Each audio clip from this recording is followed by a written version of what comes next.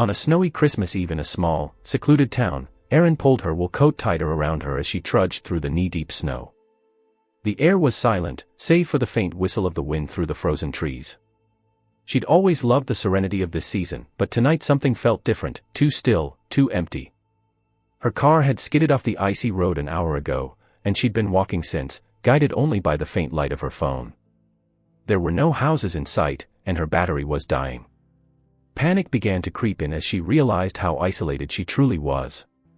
She had told no one she was taking this back road to surprise her parents for Christmas. As her toes numb and her fingers stiffened, she spotted a faint glow in the distance. Hope surged in her chest. A cabin, its windows aglow with warm golden light, emerged from the snowy haze. The sight was almost too perfect, like something out of a Christmas postcard. Erin approached cautiously, her boots crunching over the snow. She knocked on the door, her gloved hand trembling more from nerves than cold. It opened slowly, revealing an older man with a kind face, his white hair and round glasses giving him a grandfatherly look. "Lost, are you?" he asked with a warm smile, his voice gravelly but gentle. "My car slid off the road," Erin explained. "Do you have a phone I can use?" "Of course, dear. Come in before you freeze." The interior was quaint, decorated with rustic charm. A fire crackled in the hearth, and a fully adorned Christmas tree stood in the corner, its ornaments glinting in the firelight. The smell of pine and cinnamon filled the air, and a tray of cookies sat on the table. "Please, sit down," the man said, gesturing to a cozy armchair. "I'll fetch the phone." Grateful, Erin lowered herself into the chair, letting the warmth of the fire seep into her bones. She glanced around the room. Something about the place felt staged, like a carefully constructed scene. Her gaze lingered on the tree. Its ornaments were old-fashioned, almost antique, and the angel at the top seemed to be staring directly at her. "Here you go," the man said, returning with an old rotary phone. Erin hesitated, staring at it. "I don't know my parents' number by heart," she admitted. "My phone's dead." "No matter," he said, his smile unwavering. "Let's see if we can charge it." He took her phone to a side table and plugged it into a cord she hadn't noticed. Erin's unease grew as she watched him. His movements were too precise, too deliberate, as if he were performing for an audience. "Where are you headed, dear?" he asked over his shoulder. "Just to my parents' house, about 20 miles east of here." "Ah, family is important," he said with a wistful tone. "Christmas is all about family, after all." He turned back to her, his eyes glinting strangely in the firelight. "But sometimes, family isn't who you think they are." The words sent a chill down her spine, and she forced a nervous laugh. "What do you mean?" He didn't answer. Instead, he walked to the tree and picked up a delicate glass ornament, holding it as if it were a precious gem. Erin squinted, realizing it wasn't a regular ornament, it was a photo encased in glass. "That's my wife," he said softly, showing her the image of a smiling woman. "She loved Christmas." "She's beautiful," Erin said cautiously. "She was," he replied, placing the ornament back on the tree. "Until she left me, took our son, and disappeared one Christmas Eve." Erin shifted uncomfortably. The warmth of the room now felt oppressive, the fire too hot. She stood, ready to leave. "Thank you for your help, but I should keep moving." "Nonsense," he interrupted. "The storm's getting worse. Stay the night." She opened her mouth to refuse, but the words died as she glanced out the window. Snow was falling harder, blanketing the world in white. Even if she left, she wouldn't get far. Reluctantly, she nodded. "All right. Just for a few hours." "Wonderful," he said, a smile stretching too wide. He disappeared into another room, leaving her alone. Erin's unease deepened as she studied the tree again. More of the ornaments contained photos, children, couples, families, all frozen in cheerful moments. Yet something about their smiles felt off. A loud creak jolted her from her thoughts. The man was back, holding a steaming mug. "Hot cocoa," he said, handing it to her. She accepted it but didn't drink, her instincts screaming at her to stay alert. As he settled into the chair across from her, he began humming a Christmas tune. It was hauntingly familiar, yet she couldn't place it. She sipped cautiously, pretending to drink, and set the mug down. "I should show you something," he said suddenly, standing again. He opened a small cabinet and pulled out an ancient-looking photo album. "Memories are important, wouldn't you agree?" Aaron nodded stiffly, watching as he flipped through the pages. The photos were black and white, each one depicting the men with different people, always smiling, always on Christmas. "Who are they?" she asked, her voice trembling. "Guests," he said, his tone too casual. "Like you." She froze, her heart pounding as she noticed something horrifying in the later photos. The people weren't smiling anymore. They looked frightened, their eyes wide with terror. "Excuse me," she said, standing abruptly. "I need to use the restroom." "Down the hall," he said, his eyes gleaming with amusement. Erin walked quickly, her pulse racing. She didn't stop at the bathroom but instead slipped into another room, closing the door silently behind her. It was a bedroom, sparsely furnished, but what caught her attention was the closet. Opening it, she stifled a gasp. The closet was filled with boxes, each labeled with a year. She pulled one down and opened it. Inside were trinkets, watches, wallets, jewelry, each item engraved with initials. Her stomach churned as she realized what they were. A soft knock at the door made her jump. "Everything all right, dear?" the man's voice called sweetly. "I'll be right out," she said, struggling to keep her voice steady. She needed to get out. She crept back into the hall, listening for his footsteps. The living room was empty, the front door just a few feet away. As she reached for the handle, a hand clamped down on her shoulder. "Leaving so soon?" he asked, his breath hot against her ear. Erin screamed, twisting out of his grip. She bolted out the door and into the blinding snow, her boots slipping as she ran. Behind her, the man's voice called out, no longer kind but filled with fury. "Don't you understand? You're part of the tradition now." She didn't look back, running until her lungs burned. When she finally reached the road, headlights appeared in the distance, a car. She waved frantically, collapsing as it stopped. A couple emerged, helping her into the back seat. She tried to explain, but her words came out in sobs. "It's okay," the woman said soothingly. "You're safe now." As they drove away, Erin glanced out the rear window. The cabin was gone, swallowed by the storm. But as the couple comforted her, she noticed something. The woman's necklace, a delicate charm shaped like an angel, was identical to one she'd seen on the tree. And when she looked into the rearview mirror, the man driving smiled, his round glasses glinting in the dim light. Story number 2 *. Snow fell in heavy sheets, muffling the sound of Jacob's boots as he trudged up the hill toward his family's cabin. The wind howled through the skeletal branches of the surrounding trees, carrying a bone-chilling cold that made every step a struggle. The plan had been to arrive earlier, but delays at work meant he was arriving alone, well past dark. His parents and sister were already inside, waiting for him with a roaring fire and Christmas dinner. As the cabin came into view, he noticed something strange. The lights were off, and the windows were dark. He checked his watch, it was only 7 p.m., far too early for them to have gone to bed. A prickle of unease crept down his spine, but he shrugged it off. Maybe the power was out. He hurried up the steps, stomping snow from his boots before knocking. No response. Frowning, he tried the doorknob. It was unlocked. "Mom. Dad," he called as he stepped inside. The air was freezing, colder than it should have been. His breath puffed in clouds as he scanned the room. The fireplace was empty, the logs untouched. The dining table was set, but the food was missing, replaced by a thick layer of frost. His heart sank. Something was wrong. He pulled out his phone, but there was no signal. Steeling himself, he moved deeper into the house, his boots crunching on the icy floorboards. Upstairs, he found his parents' bedroom empty, the bed untouched. His sister's room was the same. A loud creak echoed from below, followed by the faint sound of laughter. It was high-pitched, childlike, and utterly out of place. Jacob froze, his pulse hammering. "Hello," he called, his voice trembling. The laughter stopped. Summoning his courage, he descended the stairs, following the sound to the living room. The air grew colder with every step. The Christmas tree stood in the corner, its ornaments glinting in the dim light filtering through the frosted windows. Beneath it, instead of presents, there was a large, snow-covered box. Jacob stared at it, dread coiling in his stomach. The laughter echoed again, closer this time, and he spun around, his eyes darting to the shadows.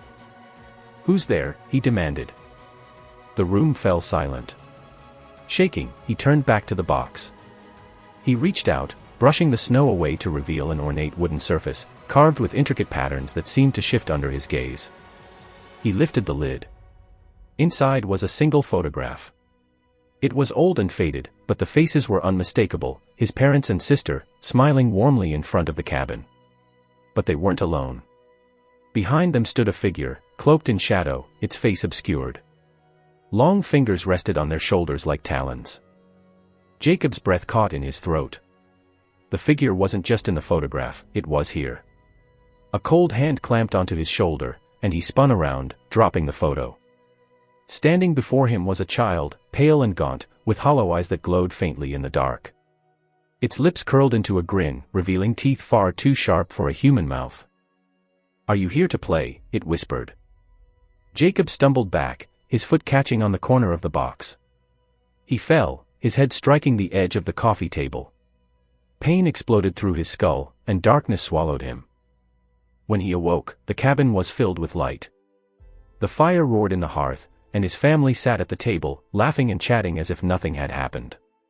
His mother looked up and smiled. "There you are, Jacob. We were starting to think you'd never wake up." He sat up, his head pounding. What happened?" "You slipped on the ice," his father said. "Must have hit your head pretty hard. We brought you inside to warm up." Jacob stared at them, confusion warring with relief. Everything felt off. Their voices were too cheerful, their movements too smooth. And their eyes didn't seem to blink. His sister stood, holding a plate of food. "Come eat, Jacob. You must be starving." He hesitated, but his stomach growled. Slowly, he rose and joined them at the table. The food looked perfect: turkey, mashed potatoes, cranberry sauce. But as he took a bite, a metallic taste filled his mouth. He gagged, spitting it out, only to find his fork covered in something dark and congealed: blood. The room fell silent. "What's wrong, Jacob?" his mother asked, her smile stretching unnaturally wide. The walls of the cabin began to warp and twist, the cheerful decorations melting into grotesque shapes. The Christmas tree's ornaments turned into staring eyes, its branches curling like claws. His family stood in unison, their features distorting. Their skin grew pale and waxy, their mouths stretching impossibly wide to reveal rows of jagged teeth. "You should have stayed away," his father hissed, his voice no longer human. Jacob bolted from the table, his chair clattering to the floor. He ran for the door, but it wouldn't budge. The laughter returned, echoing all around him. The child appeared again, its hollow eyes burning like embers. "You opened the box," it said. "Now you belong to us." The lights flickered, and the cabin plunged into darkness. Jacob screamed as hands dragged him into the shadows, his voice swallowed by the howling wind outside. By morning, the cabin stood empty, its windows frosted over, the door slightly ajar.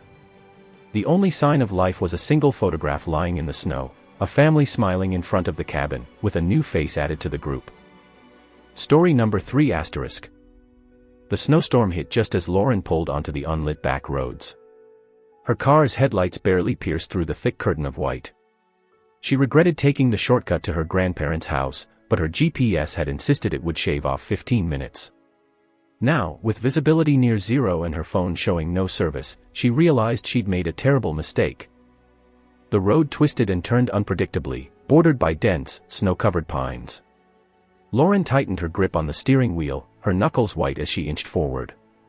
Every few minutes, the wind howled like a living thing, shaking her car and sending fresh waves of snow tumbling from the branches. She glanced at the clock, 9:42 p.m. She should have been there by now.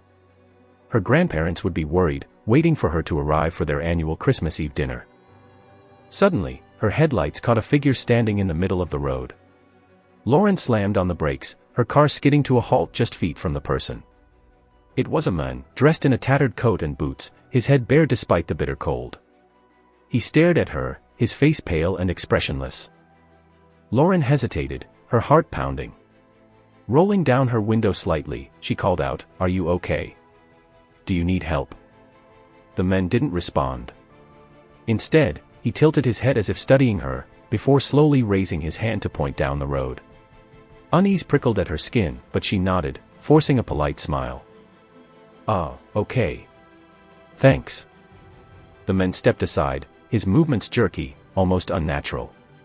Lauren rolled up her window and drove past him, her eyes darting to the rearview mirror. He was still standing there, staring after her, until the snow swallowed him up. Her pulse raced as she pressed on. The road grew narrower, the snow deeper. She realized she hadn't seen another car in nearly an hour. Then, her engine sputtered. No, she muttered, pressing harder on the gas. The car slowed, the engine groaning before cutting out completely. Lauren sat there, stunned. She tried the ignition again, but it was useless. The car was dead. She checked her phone, still no service. Panic bubbled in her chest, but she forced herself to stay calm.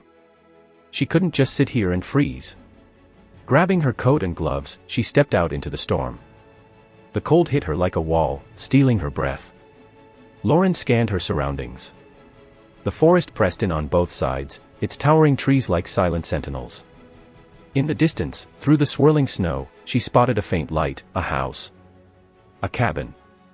It didn't matter. It was her only option. She trudged toward the light, her boots crunching through the snow. The wind whipped at her, carrying strange, faint sounds, whispers, almost, though she told herself it was just her imagination. The light grew brighter as she approached, resolving into the warm glow of a cabin's window. Relief washed over her. She climbed the steps to the porch and knocked on the door. "Hello," she called. "Is anyone home?" The door creaked open on its own. Lauren hesitated, peering inside. The cabin was rustic but cozy, with a roaring fire in the hearth and a table set for dinner. It looked like something out of a postcard. "Hello," she tried again, stepping inside. The warmth was a welcome change, but the silence was unsettling. The door slammed shut behind her, and she jumped, spinning around. There was no one there. "Okay," she whispered, her breath shaky. "Just the wind." She moved farther into the cabin, her eyes darting to every shadow. The table caught her attention. 3 plates were set, along with an assortment of dishes, but the food looked wrong. The turkey was charred black, the vegetables wilted and gray. On one of the plates was a note, written in an elegant, looping script, "For our guest." Lauren's stomach churned. She backed away, her instincts screaming at her to leave. A soft giggle echoed from upstairs. Her blood turned to ice. "Hello," she called, her voice trembling. The giggle came again, followed by the sound of footsteps, light, quick, and coming closer. Lauren bolted for the door, but it wouldn't budge. She yanked at the handle, her breath coming in panicked gasps. Behind her, the footsteps stopped. She turned, her heart pounding. A little girl stood at the bottom of the stairs, her pale face framed by dark, tangled hair. She wore a tattered dress, her bare feet leaving no prints on the dusty floor. "You're late," the girl said, her voice cold and accusing. Lauren backed against the door. "I'm sorry. I didn't mean to." "Dinner's ready," the girl interrupted, her lips curling into a grin far too wide for her small face. The fire flared, casting long, flickering shadows. The cabin seemed to shrink, the walls pressing closer. Lauren's eyes darted to the window. She could still see her car in the distance, but now the man from the road stood beside it, his head tilted as he watched her. The girl took a step closer, her eyes black as coal. "You shouldn't have come here." The shadows surged, spilling across the room like living things. They wrapped around Lauren, pulling her to the ground as the girl's laughter echoed in her ears. The last thing Lauren saw was the man from the road, now standing just outside the window, his hollow eyes fixed on hers. By morning, the storm had passed. Lauren's car sat abandoned on the roadside, its door hanging open. The cabin, however, was nowhere to be found, only a patch of undisturbed snow where it had once stood. Story number 4 *. The town of Pine Hollow was known for its quaint Christmas traditions. Every December, the streets sparkled with lights, and carolers filled the air with festive songs. But there was one house that remained dark, its windows shuttered and its gate chained. Locals called it the Holloway House, a place whispered about in hushed tones. The story went that decades ago, on Christmas Eve, the Holloway family had vanished without a trace. Since then, the house had stood empty, the cheerful holiday spirit of the town stopping abruptly at its gate. Darren, new to Pine Hollow and skeptical of local lore, dismissed the warnings. He'd recently rented a small cottage just a block away from the Holloway house and had grown curious about it. On Christmas Eve, after a few drinks with friends, he decided to investigate. Snow fell softly as Darren approached the house, the crunch of his boots the only sound. The gate, rusted and forbidding, groaned as he pushed it open. He climbed the steps to the front porch, brushing snow off the old doorknob. "Just a house," he muttered, pulling out his phone to document the adventure. To his surprise, the door wasn't locked. It creaked open, revealing a dimly lit hallway. Darren hesitated. The air inside was unnaturally cold, and a faint, sweet smell wafted out, like gingerbread left to rot. "Hello," he called, his voice echoing through the stillness. There was no answer. Darren stepped inside, his phone's flashlight cutting through the gloom. The interior was frozen in time, with dusty holiday decorations scattered about, a toppled Christmas tree, a cracked snow globe, and stockings hanging limp over a soot-streaked fireplace. As he moved deeper into the house, he noticed the strangest detail: there were no footprints in the dust. No sign that anyone had entered in years. Yet the decorations were fresh, as though someone had just arranged them. He heard a faint sound, bells jingling. "Hello," he called again, turning toward the noise. The jingling grew louder, accompanied by soft, rhythmic thumps, like footsteps. Darren's breath fogged in the cold air as he followed the sound into the living room.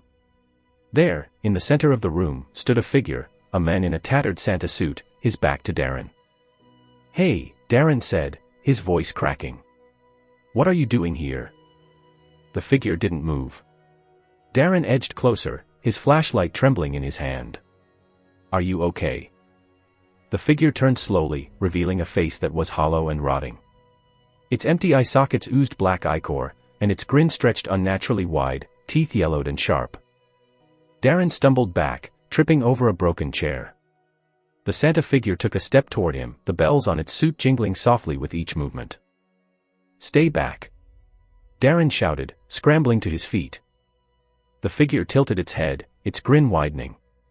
Then, with a guttural growl, it lunged. Darren bolted, his phone clattering to the floor as he ran. He darted through the hallway, the sound of jingling bells chasing him. His breath came in panicked gasps as he reached the front door and yanked it open. He ran out into the snow, not daring to look back. The bells faded as he stumbled down the street, finally collapsing near a cluster of holiday lights. The townsfolk found him the next morning, half buried in snow and muttering incoherently about Santa's grin. When they went to check the Holloway house, it was empty, as it always had been. But on Christmas morning, Darren woke in his cottage to find a single, dusty stocking hanging by his fireplace. Inside was a lump of coal, and a bell that jingled softly when he picked it up. Story number 5 *. Snow blanketed the quiet town of Stillwater on Christmas Eve, the streets eerily silent as most residents gathered with their families by the fire. Ellie, however, sat alone in her small apartment above the town's antique shop. She had moved to Stillwater only a few months earlier and wasn't expecting much of a Christmas celebration. Her parents were long gone, and friends had become a distant memory. The antique shop owner, Mrs. Harrington, had left her in charge while she visited her daughter for the holidays. Ellie didn't mind the solitude. She enjoyed the quiet, especially during the holidays when memories of her past felt less oppressive. Around 8 p.m., just as Ellie was about to settle in with a book, she heard the faint sound of a music box playing, a hauntingly familiar melody. She froze, her eyes darting toward the floor. The sound was coming from the shop below. She hadn't touched the store's inventory, knowing how particular Mrs. Harrington was about her antiques. But now, the soft, tinny notes of Silent Night floated up the stairs. Probably just the wind, Ellie whispered to herself, though she knew how ridiculous that sounded. Grabbing a flashlight, she descended the narrow staircase. The shop was dark, the only light coming from the street lamps outside, casting long, distorted shadows across the room. The music box played on, louder now. It was coming from the far corner of the shop, where Mrs. Harrington kept her most prized items locked in a glass display case. Ellie's breath misted in the cold air as she approached. Her hand trembled as she shone the flashlight onto the case. The music box was open. She frowned. Mrs. Harrington had specifically told her the case was always locked. As Ellie leaned closer, the melody stopped abruptly, leaving the shop in suffocating silence. A chill ran down her spine. She turned to leave, but as she did, something caught her eye, a faint outline of a figure in the reflection of the glass. Whipping around, she saw nothing but shadows. Her heart hammered in her chest as she bolted up the stairs, locking the apartment door behind her. She tried to rationalize what she'd seen. Maybe it was just her mind playing tricks on her. Hours passed, but Ellie couldn't shake the unease. She left the lights on and kept glancing at the door, expecting it to burst open at any moment. At midnight, the sound of creaking floorboards echoed from the shop below. Ellie froze, her skin prickling with fear. She grabbed her phone and debated calling Mrs. Harrington, but what could she say? That a music box started playing on its own. That she saw a reflection of a figure that wasn't there. The creaking grew louder, closer, and then it stopped. Her phone buzzed in her hand, startling her. A message popped up. "Did you lock the shop door?" It was Mrs. Harrington. Ellie stared at the message, her blood running cold. Slowly, she typed back. "Yes." "Why?" A response came almost immediately. "Stay upstairs. Don't open the door for anyone." Ellie's hands shook as she read the message. Before she could reply, a knock came at her apartment door, 3 slow, deliberate knocks. Her heart leapt into her throat. She crept toward the door, peeking through the peephole. No one was there. The knocks came again, louder this time, rattling the door on its hinges. "Who's there?"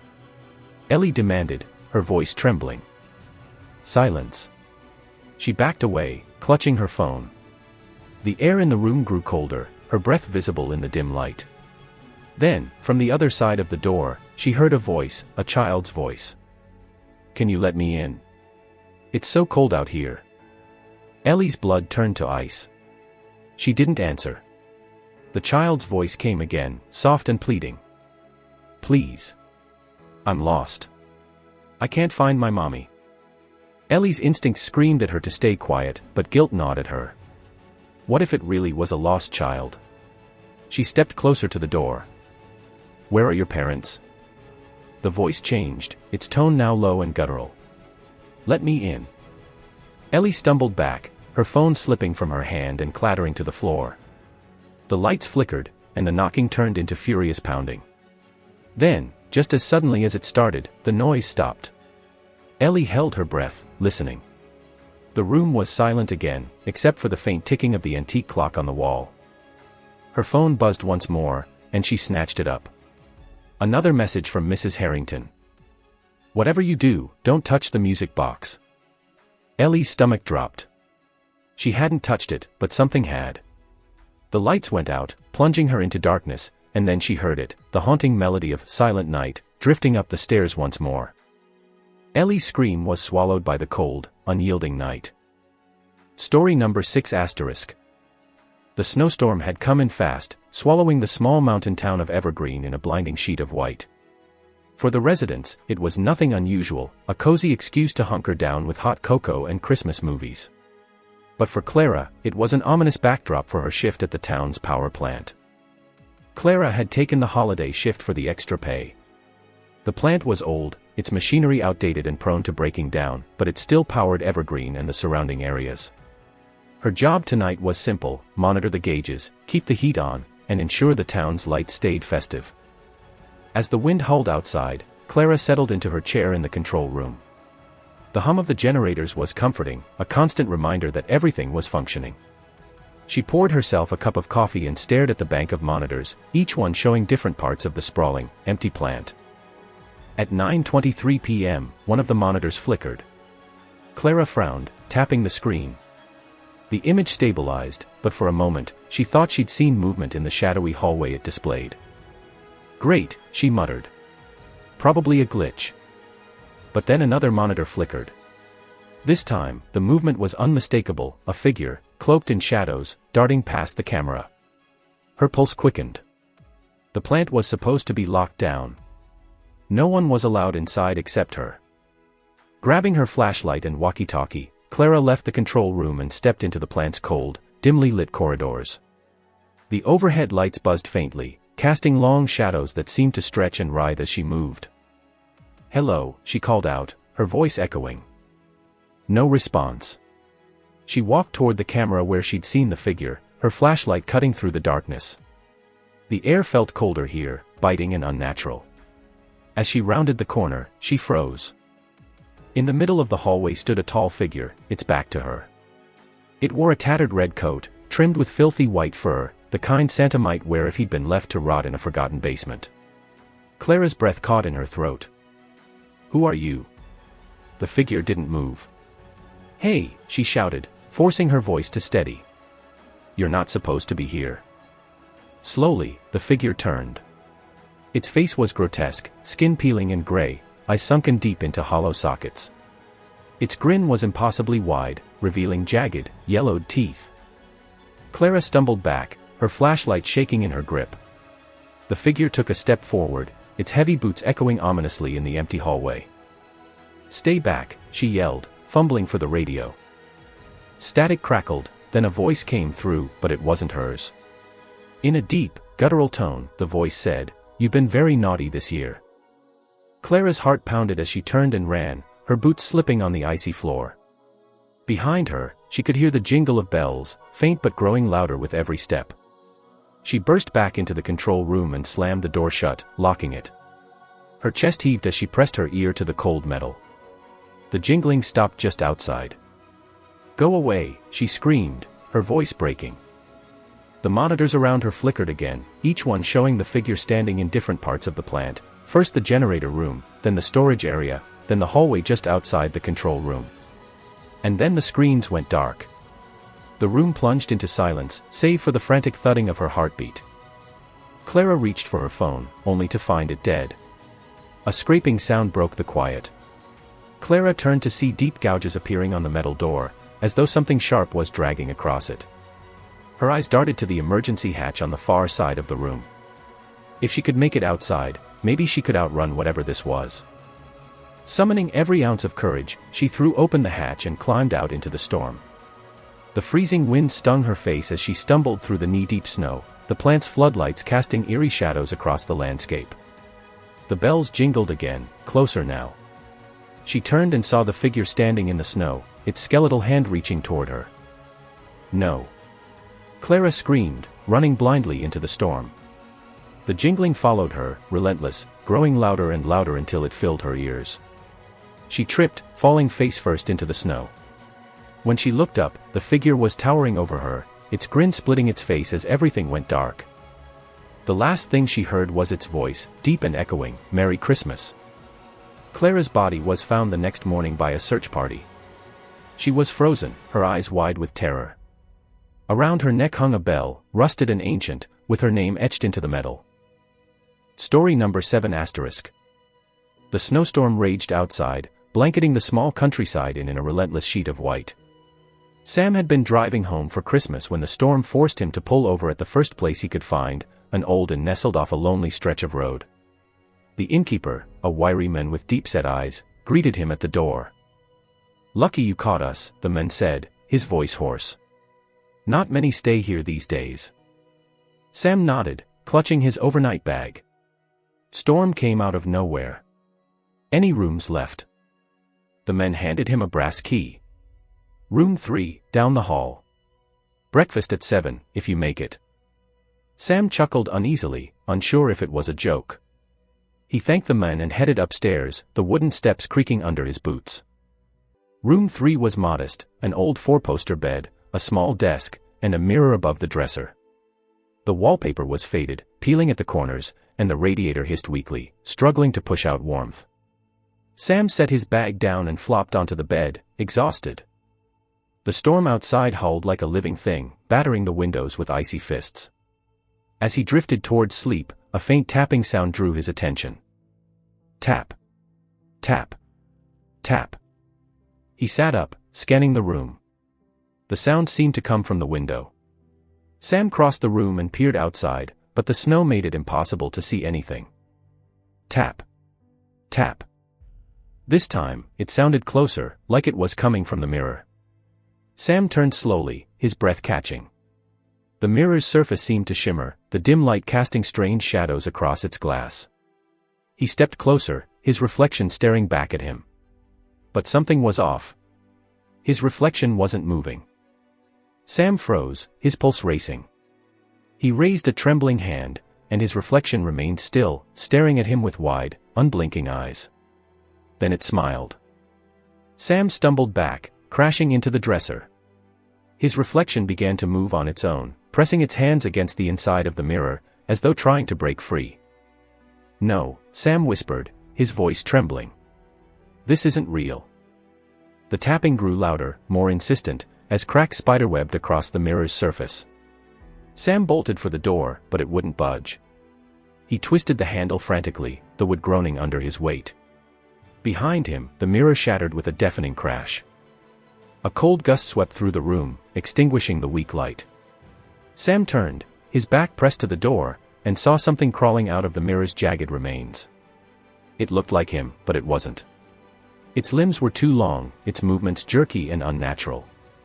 Its face was stretched into a grotesque parody of his own, its mouth too wide, filled with teeth that didn't belong. Sam screamed, hammering on the door. "Help! Somebody, please!" The thing mimicked his scream, its distorted voice echoing around the room. It moved closer, its black eyes locked on him, its hands twitching as though eager to grab him. In a desperate bid, Sam grabbed the brass lamp from the dresser and swung it at the creature. The lamp shattered against its head, but it didn't even flinch. The thing lunged, its icy fingers wrapping around his throat. Sam's vision blurred as he struggled, the air forced from his lungs. And then everything went dark. When Sam awoke, he was lying in bed. Morning light streamed through the window, and the storm had passed. Had it all been a dream? He sat up slowly, his body aching. The mirror was intact, its surface pristine, reflecting his weary face. Relief flooded through him. Just a nightmare, he thought. But as he turned to grab his bag, he froze. In the mirror, his reflection didn't move. It stood there, smiling. Story number 8 *. The Christmas tree lot was deserted when Ella arrived. She'd put off getting a tree until the last minute, and now she was left with this lonely roadside stand in the middle of nowhere. The snow was falling in thick, heavy flakes, and the old man working the lot looked up from his small shack, a crooked grin stretching across his face. "Looking for a tree?" he asked, his voice rasping. Ella nodded, pulling her coat tighter. "Yeah, something small for the apartment." The men gestured toward the rows of trees lined up like soldiers. "Take your pick. But choose wisely." She raised an eyebrow but didn't comment. The trees were all the same, really, scraggly and sparse, the rejects no one else wanted. Still, she didn't have much choice. She wandered through the rows, the snow muffling her footsteps, until she found one that seemed decent. It was a bit crooked, but it had charm. "This one," she called out, pointing. The old man appeared beside her so suddenly that Ella jumped. "Good choice," he said, his grin never faltering. "But you got to take care of it." "Sure," she replied, feeling uneasy. "How much?" "On the house," he said, his grin widening. "Merry Christmas." Ella hesitated, but she wasn't about to argue with Free. She thanked him, loaded the tree into her car, and drove home through the snow-covered roads. Back at her apartment, Ella set up the tree in the corner of her living room. She didn't have many decorations, just a string of lights and a few old ornaments she'd inherited from her grandmother. As she strung the lights around the tree, she noticed something odd. The branches felt sticky. Frowning, she examined her hands. They were coated in a dark, reddish sap. She wiped them on a towel and muttered, "Gross," before finishing up. That night, as she sat on her couch admiring her handiwork, she noticed the tree seemed fuller than before. The branches, which had been sparse, now looked lush and heavy with needles. She tilted her head, confused. "That's weird," she murmured. She chalked it up to exhaustion and went to bed. Ella woke in the middle of the night to the sound of faint rustling. She sat up, heart pounding, and listened. The sound was coming from the living room.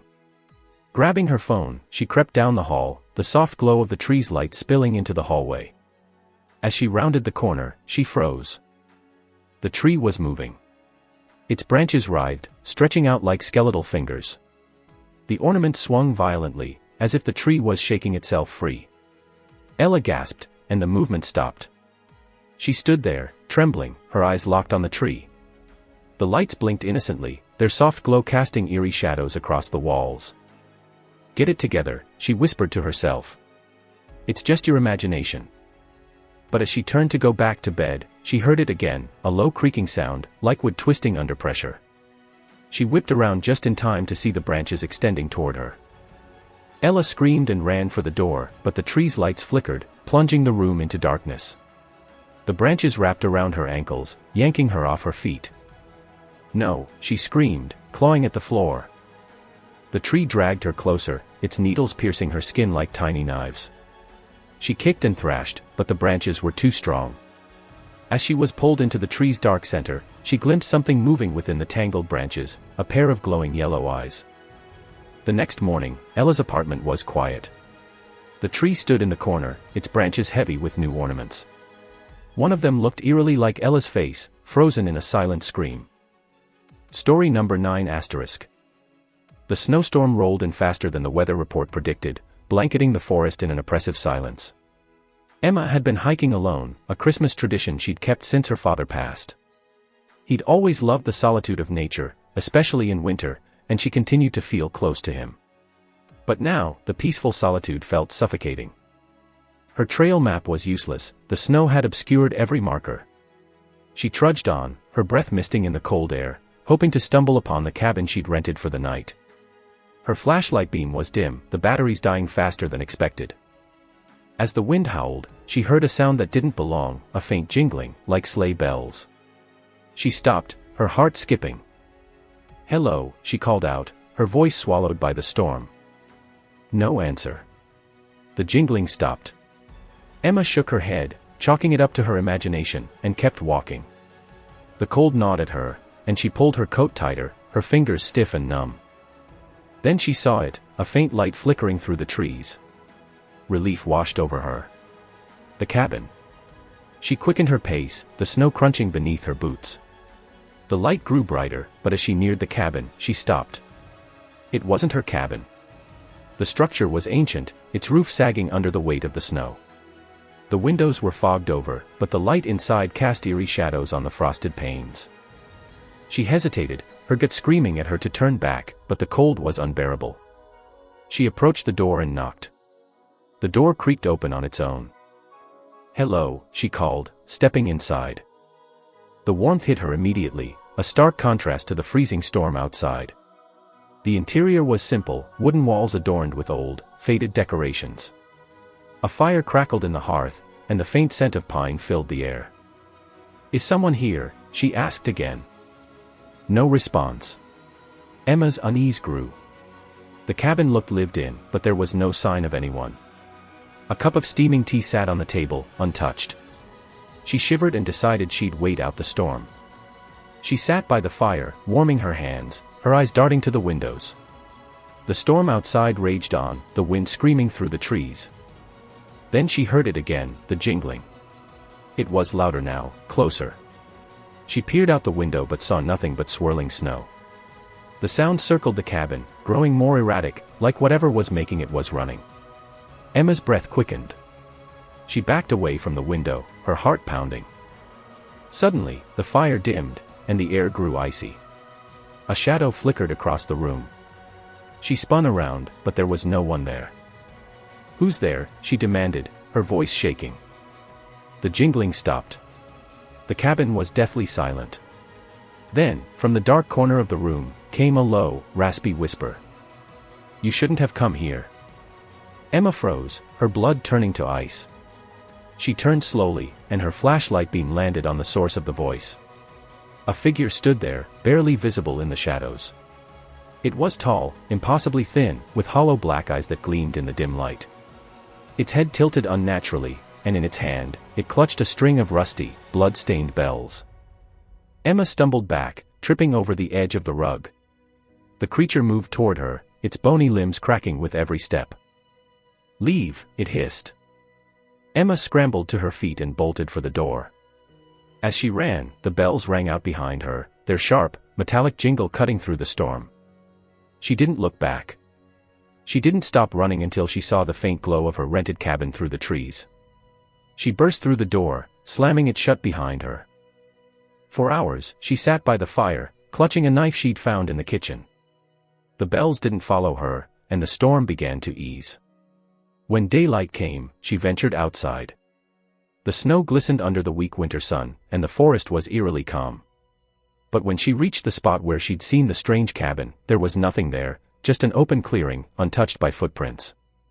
On the ground, half buried in the snow, was a single rusted bell, story number 10 *. The Christmas party at the office had dragged on far longer than Cassie anticipated. By the time she grabbed her coat and stepped into the icy December night, the streets were empty, blanketed in fresh snow that muffled all sound. She lived only a few blocks away, so she decided to walk, her breath puffing into the still air. Halfway home, she heard it, the faint crunch of footsteps behind her. Cassie stopped and turned, but the street was deserted, just rows of darkened houses and the occasional flicker of a Christmas light display. She brushed it off, probably just her imagination. As she started walking again, the sound returned, slow, deliberate steps, keeping pace with her. "Hello," she called out, her voice shaky. No answer. She quickened her pace, her boots skidding slightly on the icy sidewalk. The footsteps grew louder, faster. Cassie turned again, her heart pounding. A figure stood beneath a flickering streetlight at the end of the block. It was too far to make out details, but it was tall, and its outline seemed wrong, almost distorted. She didn't wait to see more. She ran. The snow was thick, making her steps clumsy, but she didn't care. The sound of the footsteps followed her, closing in. She darted into an alley, hoping to lose her pursuer, and pressed herself against the wall, struggling to quiet her breathing. The footsteps stopped. Cassie waited, every nerve in her body on edge. The alley was silent, except for the distant hum of a passing car. Slowly, she peeked around the corner. The street was empty again. She exhaled shakily, trying to convince herself it was some prankster, someone from the party messing with her. But as she turned back to head home, her breath caught in her throat. The figure was standing at the end of the alley. It wasn't human. The thing was impossibly tall, its limbs unnaturally thin and elongated. Its face, or what should have been a face, was a smooth, pale expanse, featureless except for a pair of hollow black eyes. Around its neck hung a string of small silver Christmas bells that jingled softly as it tilted its head at her. Cassie stumbled back, her pulse racing. "What do you want?" she screamed. The creature took a step forward, its bells jingling louder. Cassie turned and ran deeper into the alley, her heart pounding so hard she thought it might burst. She didn't know where she was going, she just needed to get away. She rounded a corner and burst onto another street. Her apartment building was just ahead, the lights in the lobby glowing like a beacon. She sprinted for the door, fumbling with her keys as she reached it.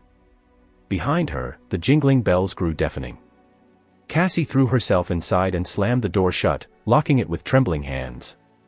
She backed away, her eyes glued to the glass, but the street outside was empty again. For a moment, she allowed herself to breathe. Maybe it was over. But then the bells started jingling again, this time, inside the building. Cassie's blood ran cold. She turned slowly, her eyes scanning the dimly lit lobby.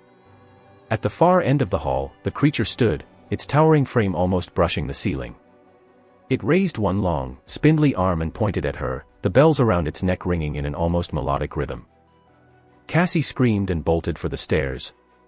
She took them two at a time, her legs burning, her lungs on fire. The sound of the bells echoed through the stairwell, relentless, unyielding. She reached her apartment and fumbled with the lock, her hand shaking so badly she nearly dropped her keys.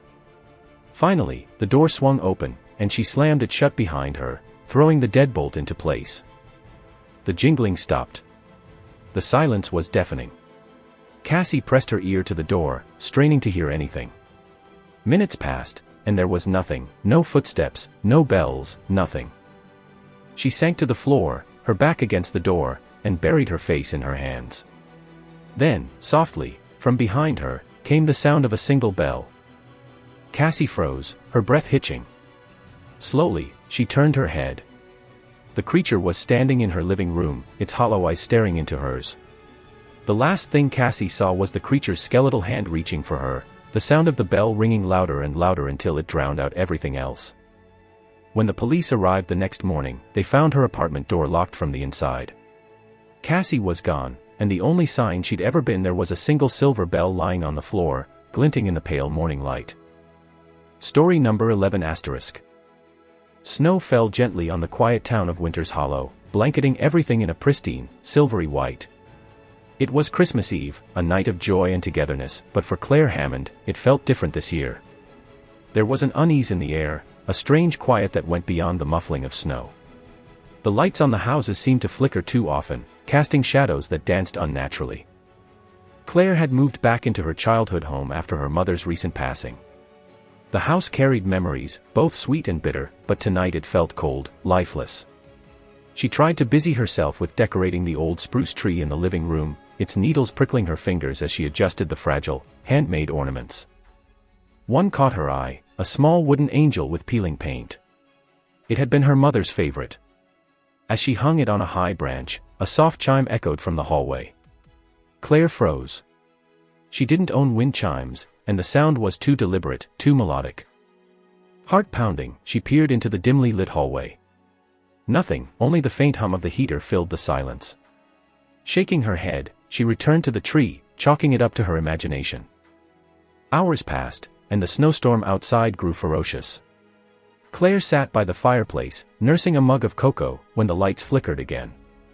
The shadows on the walls seemed to elongate, stretching toward her like clawed fingers. She grabbed her phone, but the signal was dead, a common occurrence during storms in Winter's Hollow. Suddenly, a knock at the front door shattered the silence. Claire jumped, spilling her cocoa. Who would be out in this weather? She hesitated, her breath fogging in the chilly air. The knock came again, more insistent this time. Gathering her courage, she approached the door and peeked through the peephole. Nothing, the porch was empty, the snow undisturbed. She opened the door slightly, the icy wind biting her cheeks, and called out, "Hello. Is someone there?" No reply came, just the howling wind. She closed the door, bolting it securely. But as she turned, her heart stopped. On the living room floor lay a single wet footprint, large and heavy, leading toward the Christmas tree. Trembling, she grabbed the nearest object, a fire poker, and edged toward the tree. The ornaments glimmered innocently in the soft light, but the wooden angel now dangled from a lower branch, spinning slowly as if touched by an unseen hand. Claire's breath quickened. She felt a presence, cold and suffocating, like a shadow pressing down on her. A whisper, faint and raspy, brushed against her ear. "You're not alone." She screamed, dropping the fire poker, and turned wildly. Nothing, the room was empty. But the temperature had plummeted, her breath hung in the air, visible and trembling. Desperate, Claire backed into the corner of the room, clutching her phone. When a sudden memory surfaced, her mother used to tell her stories of Christmas spirits, benevolent and malicious, who visited during the holiday season. She had always laughed them off as folklore, but now she wasn't so sure. The whispers grew louder, surrounding her. They weren't words, but an agonizing chorus of grief and anger. Claire covered her ears, tears streaming down her face. "Leave me alone," she screamed. The room fell silent for a moment. She thought it was over. But then the wooden angel on the tree exploded into splinters. A figure emerged from the shadows, tall and emaciated, its eyes glowing with a sickly yellow light. Its body was draped in tattered, frost-covered robes, and its skeletal hand clutched a rusted chain. "You," it hissed, its voice like nails on glass, "have forgotten the truth of Christmas." Claire was paralyzed with fear, unable to speak or move. The creature loomed closer, the chain rattling ominously. This night is not for joy, it continued. It is for reckoning. Memories flooded Claire's mind, times she had ignored her mother's calls, dismissed her loneliness, and prioritized her career over family. She realized too late that her mother had died alone in this very house last Christmas Eve. The creature raised its hand, and Claire was enveloped in a suffocating darkness. She felt herself pulled into a void where the screams of countless others echoed. Faces appeared, distorted and anguished, accusing her, blaming her. "You could have been there," they wailed. "You should have been there." Claire's screams joined theirs as the creature's chain wrapped around her, dragging her deeper into the abyss. Just when she thought she would be lost forever, the sound of a bell pierced the darkness. It was the chime from earlier, now louder and more resonant. Light burst forth, and the creature recoiled, its chains disintegrating. Claire gasped as she was thrust back into her living room. The warmth of the fire had returned, and the wooden angel was whole again, hanging peacefully on the tree. Shaking, she looked around. There was no sign of the creature, no footprints, no chains. But the weight of its words lingered. She knew this wasn't a dream. It was a warning. The next morning, Christmas Day, Claire found herself at the cemetery, a bouquet of her mother's favorite flowers in hand. She knelt by the grave, tears falling freely, and whispered, "I'm sorry, Mom. I'll do better. I promise." As she stood to leave, a gentle warmth enveloped her, and she swore she heard her mother's voice, soft and forgiving, "Merry Christmas, my dear." Claire walked away, vowing to honor the true spirit of Christmas, not with gifts or decorations, but with love, remembrance, and connection. Yet every Christmas Eve, she still feels a chill in the air and hears the faint rattle of chains, a reminder of the night she was given a second chance.